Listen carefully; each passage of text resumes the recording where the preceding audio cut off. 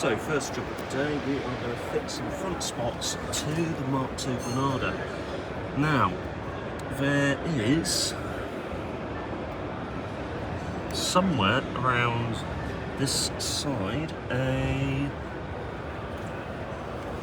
stray wiring connector,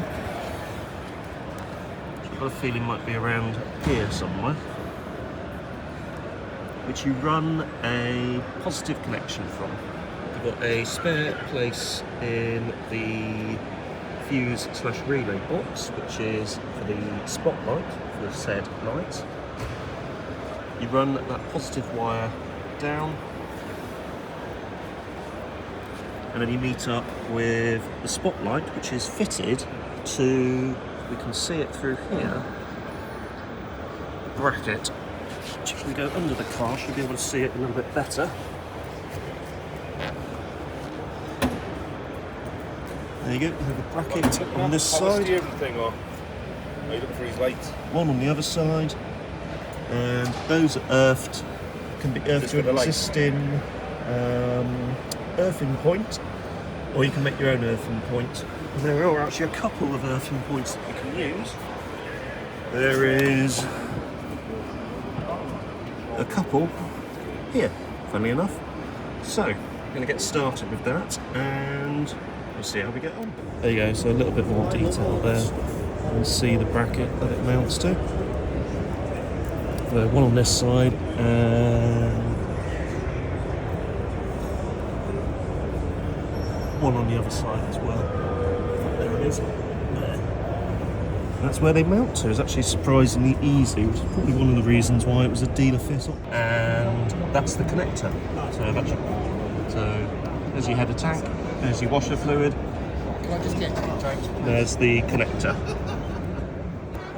So first job is to remove the grill.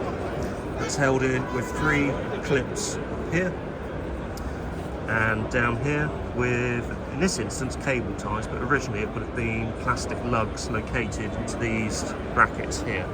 That gives you full access to be able to run the loom through and fit the lights into the 2 brackets here.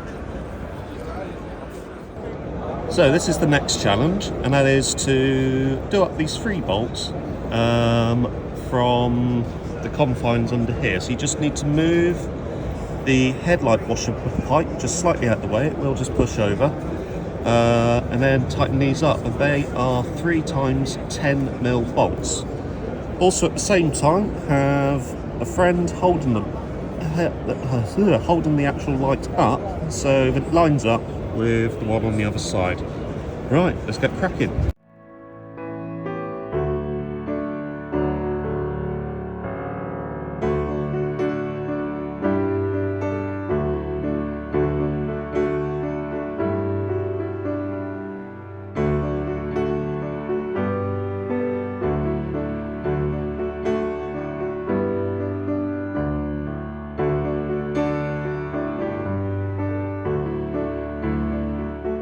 So after some troubleshooting, we've got a very sturdy 12 volt at the relay supply pin.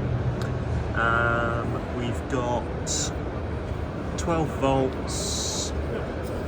If you run it from the supply pin down to that pin there, you get really good 12 volts, which triggers the spotlights. It's actually a permanent 12 volt supply that's switched on these. I've just been off into the auto jumble and just found this relay. That should work. Final test with the grill in place. Side, dipped, main with spots. Yep.